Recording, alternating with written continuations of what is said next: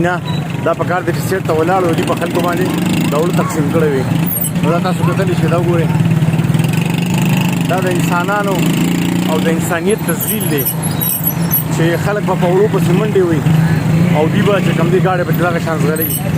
دا تاسو کتلی شئ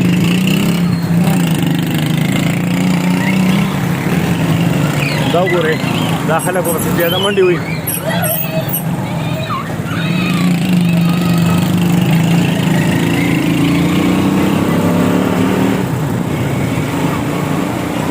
دا وګورئ دا ویني دا مشران دا پسې منډې وي او دا وړه وي او دوی ورته دا ګاډۍ ودرېږي نه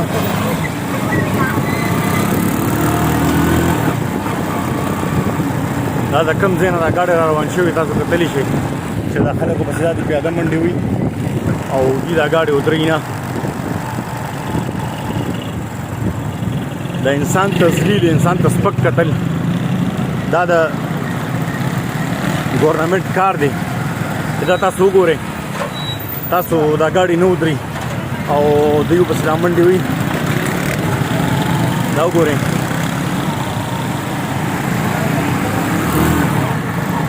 دا خلک پسې را روان دي کم خلک چې پیاده را روان وو هغه وروسته پاتې شو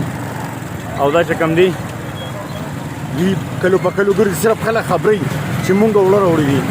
او نور چاله ورکوي نه دا پیاده خلکو پسې وروسته پاتې شو او دا موټرسایکل والا روان دي ورپسې دا تاسو وګورئ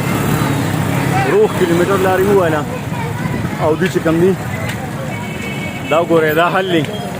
دوی پسې به خلک پیاده منډې وي نو بیا به دوی دغه کوي وړه به ورکوي خلکو له دا تاسو وګورئ دا خلکو پسې را منډې وي او دلته دونه تکلیف دی خلکو ته او دوی خلکو له وړه ورکوي نه